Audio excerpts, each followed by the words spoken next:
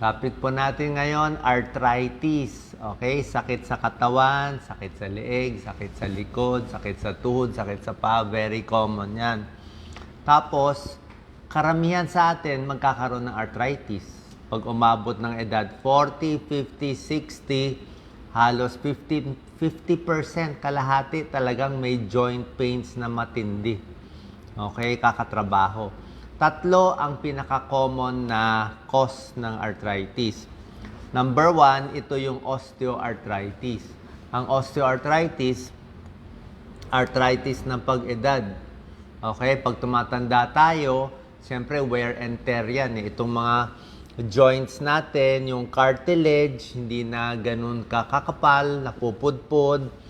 Pati yung mga joint fluid natin, nagkukulang. Kaya yung mga buto natin, dapat nga may parang kalso yan na hindi maganda ang galaw. Pero mapapansin nyo, mas matunog na yung tuhod mo, mas matunog na yung leeg mo, pati likod mo. Kasi nga, numinipis ang cartilage. Old age to. Pero kung mas marami kayong trabaho, mas lumalala yung osteoarthritis. Ngayon, ang tips natin, paano maiiwasan tong mga osteoarthritis at ibang arthritis bago pa mangyari. So, meron tayong food tips mamaya, anong kakainin at yung mga ibang gagawin. Isa ding common ang rheumatoid arthritis. Rheumatoid arthritis, inflammatory condition to, ibig sabihin autoimmune disease. Yung katawan mo ang sumisira sa sariling katawan. Minsan common to sa edad 40 sa mga babae. Pag rheumatoid arthritis, namumula, namamaga ang joints. Pwede sa kamay, pwede sa paa, pwede sa tuhod. Pero alam mo siya, may redness siya eh. Tsaka mas bata ang tinatamaan. Meron din tinatawag na gout, gouty arthritis. Pero pag gout, dapat mataas ang uric acid mo sa dugo. So, papa-blood test ka, mataas uric acid mo. Tapos, usually, isa lang. Baka yung malaking daliri sa paa, namumula, tsaka sobra sakit. O isang joint lang, tuhod lang, sobra sakit ang gout. Ang pinaka-common, syempre doon tayo sa mas common eh. Ang pinakamadalas talaga, osteoarthritis. Halos lahat aabot dito. Yung rheumatoid arthritis, less common. Actually, yung gout din, less common. Isip lang ng tao, lahat ng sakit ng katawan, gout eh. Pero hindi naman talaga gout yun. Pa-check nyo muna uric acid nyo. So, bago ko bigay itong mga foods na kakainin, meron tayo muna mga tips. Actually, mga 12 tips to eh. Na napakahalaga para hindi tayo umabot doon sa arthritis. O kung may arthritis man, hindi ganun kalala. Number 1, sa mga nakikinig, dapat talaga tigil sigarilyo. Maraming pag-aaral, yung mga naninigarilyo, pareho yung lala ng sira ng mga buto nila at joints, mas masakit ang katawan basta smoker. Mas namamaga yung katawan basta smoker. Osteoarthritis, rheumatoid arthritis, parehong mas malala. Number 2, kailangan magpapayat talaga. So, mas mataba, mas overweight, mas maraming arthritis, mas tumatabingi ang katawan. Bakit? Palagay natin, overweight kayo 10 pounds. Ito, nakaupo ako sa silya. Itong silya, parang 10 pounds to eh. So, ibig sabihin, overweight ka 10 pounds, parang may nakapasan na 10 pounds na silya sa likod mo kahit saan ka maglakad. Biro mo, karga-karga mo yon kahit saan. So, pag pumayat ka ng 10 pounds, mawawala yung pressure sa tuhod, sa paa, sa likod. Mawawala yung pressure, gagaan ka, lalakas ka eh. Lalakas ka kaya hindi talaga pwede magpataba. At ang kakaiba pa sa losing weight, pag pumayat ka, pag tumaba ka ng 10 pounds, tumaba ka 10 pounds, overweight ka 10 pounds, yung hirap ng tuhod mo times 4. Ang feeling ng tuhod mo, hindi 10 pounds ang tinaba mo. Feeling ng tuhod mo, tinaba mo 40 pounds. Iba, times 4 ang pressure sa tuhod bawat pound o kilo na dinagdag mo sa sarili mo. Number 3, kailangan galaw-galaw. Okay? Anong klaseng galaw ang pinakamaganda para makaiwas sa arthritis? Kulang kasi sa galaw yan eh. Pwedeng lakad, pwedeng swimming, pwedeng biking, yung mga simple lang. Konting akyat baba ng hagdanan, pwede rin yon. Ang ayaw mong exercise, lalo na pag tumatanda, nasa sa inyo naman pag kaya nyo, di ba? Pag kaya nyo, walang problema. Pero kung kayo ay normal na tao, hindi naman atleta, above 50 sa akin, hinay-hinay sa basketball, sa football, badminton, o yung mga takbo na marathon, lalo na pag semento yung tinatakbuhan, matatagtagan tuhod eh. Huwag nyo rin sobrahan.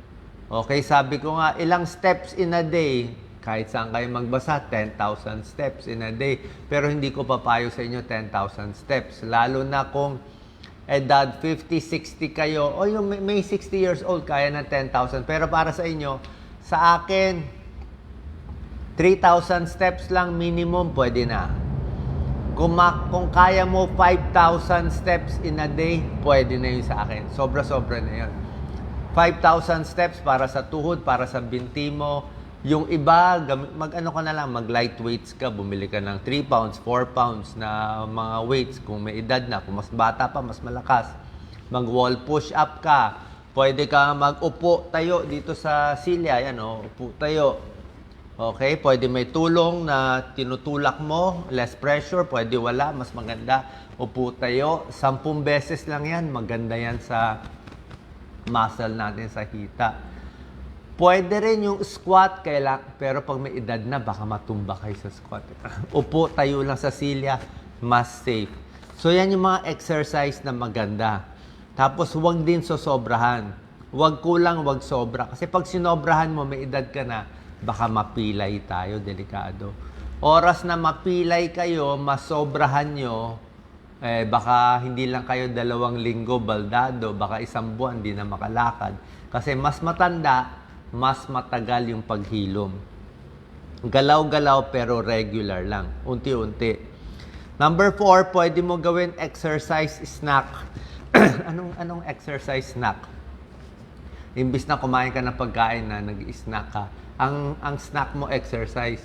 Nagtrabaho ka 1 hour sa computer, o lakad ka muna 5 minutes. Diba? O may ginawa ka ulit, nag-meeting ka 1 oras, akyat ka muna, akyat panaog sa hagdanan, mga 2 floor. So, sinisingit mo yung exercise sa buong araw. O mag-squat-squat ka muna, o mag-wall push-up ka, o mag-dumbbell ka konti. So, buong araw, meron kang exercise para makadami ka. Dapat din may rubber shoes. Napakagandang rubber shoes. Hindi pwede talaga nakapaa o nakachinelas kasi matatagtag talaga yung paa natin. Maglalakad kayo sa malayo o balat na sapatos. Dapat talaga rubber shoes na maganda para ang mapupudpod yung rubber shoes ni tuhod nyo. Okay? So, ingat lang sa lakad, lalo na sa may edad. Unti-unti. Tapos sa lakad, dapat dun sa safe na lugar din para hindi kayo ma-aksidente. Number 5, iwas sa matatamis. Okay? Para sa arthritis, tubig talaga. 8 to 10 glasses of water or fluid in a day kasi ang joints natin may tubig yan. May synovial fluid yan. 70 to 80% water yung joints natin. So, kailangan mo maraming tubig. Hindi siya soft drinks, hindi kape ng maraming asukal, hindi milk tea, hindi iced tea, o energy drinks, o sports drink, o kahit buko Healthy ang buko, pero siguro pa isa-isa lang. Kasi yung buko na sabaw, mga 50 calories na yun Pati yung laman, baka 200 calories na yun. Baka tumaba. Diba? Healthy ang buko, pero pag tumaba ka, masisira din tuhod mo dahil na overweight ka. Number 6, syempre, iwas sa food na nagkokos ng pamamaga. Food na nagtitrigger ng inflammation, lahat ng fast food. Fast food, processed food, mamantika, donut, matatamis. Yung puro matatamis, puro prito, nakakataas ng inflammation So, pag mataas ang inflammation, mas may arthritis, mas sasakit ang katawan. Ang mga maganda, ito lang mga papakita ko mamaya. Number 7, sapat na tulog. Mas mahaba ang tulog mo, mas relax ka, wala kang stress, mas matagal yung oras na maghihilom yung mga joints mo. Kaya rin masakit na likod mo. Tapos yung isa hindi nakatulog, 4 na oras lang. Next day, masakit pa rin likod niya. Pero kung masakit ng likod, yung isa nakatulog ng 8 hours, next day wala na yung sakit ng likod. Kasi mas mahaba ang tulog, mas gumagaling ang sakit. Doon nang naghihilom. Number 8, dapat mas masaya ka, mas relax. Mas happy, mas relax, hindi nararamdaman yung sakit sa katawan at naglalabas ng endorphins yung katawan. Sabihin, merong sariling pain reliever. Number 9, may tulong ang masahe. Okay? Kung merong marunong sa inyo sa barangay, massage weekly, lalo na yung mga moderate lang, wag yung super hard, lalo na dito sa leeg, kung lagi kayong nagtatrabaho, naka-computer, di ba sa akin ito problema ko, pwede sa likod, masahe, para lumambot lang yung muscle, makondisyon lang, kasi pag minamassage, gumaganda rin yung blood flow eh. So, pag yung area na may diferensya, masakit, napagod, pag minasahe, gaganda yung blood flow, maaalis yung mga toxin, gaganda rin yung circulation. Mas mawawala yung sakit ng katawan. At mas lalambot yung mga muscle. Iwas cramps, iwas sakit sa katawan. Dapat lang sa marunong. And number 10, syempre dapat safety tips. Diba? Na huwag kayong maaksidente sa bahay. Diba? Huwag... naglalakad sa labas, baka maraming bako-bako, pilay kayo, yun ang mga iiwasan natin. Basically, hindi ko pinapayo yung mga pain relievers. Kung yung doktor nyo magbibigay, kung sobrang sakit, para sa akin yung mga pahid lang. At most pain reliever, pinapahid, hindi ko pinapayo mga iniinom na mga gamot kasi pwedeng ma-ulcer, pwedeng ma-high blood, at meron pang mga ibang komplikasyon. So, massage, physical therapy, at sa supplement, pwede ang fish oil. May tulong ang fish oil. Pero basically, itong mga pagkain, mas maganda. Papakita natin, ha? Dark green leafy vegetables, bawas rheumatoid arthritis. Yan, no? Bakit?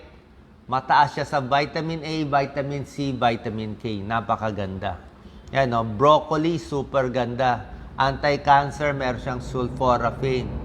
Pag-aaral, nababawasan pa nga niya yung damage sa cartilage sa osteoarthritis. So, itong mga gulay na to, ito na pinakagamot ninyo. Pwede yan. Subukan nyo lang. Bawas lang sa mga fast food at matatamis. At mamantika. Ito, sweet potato, carrot, red pepper, squash. Ang ganda ng kulay, oh. Orange and red. Mataas siya sa carotenoids. Mataas sa carotenoids, mga antioxidant yan, no? Less rheumatoid arthritis din. Napag-aralan din siya. Pag mas maraming kakainin yun dito. Hindi delikado yung mga buto-buto na kinakatakot yung buto ng mga gulay at iba pa. Kung takot kayo sa gout, ang bawal talaga sa gout, alak, laman loob, karne. Yun talagang kalaban ng gout. Pero yung mga monggo, yung mga nuts, pwede siya. Basta sa tamang dami lang, okay lang yun. Red pepper, green pepper, napakaganda. Sobrang taas siya sa vitamin C. 1 cup niya, nako, meron mga pepper na hindi ganun kaanghang eh. Yung talaga, yung kinakain lang. Oh. Napakataas ng vitamin C niya. 75 mg, 90 mg. Nababawasan yung mga osteoarthritis. Onion, garlic, yan. Okay? Meron siyang quercetin. Quercetin, bawas din inflammation. Ito yung mga anti-inflammatory. Kaya maganda siya sa maraming sakit. Olives, actually, prutas ang olives. Olive oil, mahal lang. Pero anti-inflammatory talaga olive oil. Sa mga mantika, isa siya sa mga maraming pag-aaral. Itong mga prutas na to, kasama ang talong, pepper, tomato, potatoes, may nagsasabi na iba, parang hindi daw pwede. Actually, pwede siya. Hindi siya bawal sa may arthritis. Ha? Kung meron kayo narinig, walang pag-aaral na sinasabi nakakasama siya na anti-inflammation nga sila. Isda.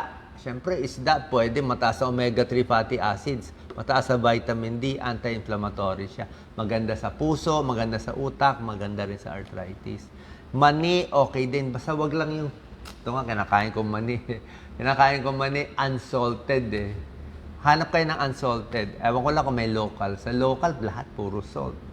Pag local yung mani, puro salt, puro betchin. Paano gagawin natin, di ba? So, pinakamaganda, unsalted. Sanayan lang. Medyo matabang pero malasa pa rin. Kasi yung asin ang nagpapa-high blood eh. Ayaw natin yun eh. Pero kung yung mani lang mismo, napakaganda. Kahit anong klase, kahit kasoy, ordinary peanut, pwede na sa atin. Omega-3, ang dami niyang minerals. Napakaganda. Ayan o. Tulong din sa rheumatoid arthritis. Strawberry, anti-cancer. Yan ang Baguio strawberry, anti-inflammation, napakaganda. Green tea, pwede ang green tea, anti-cancer.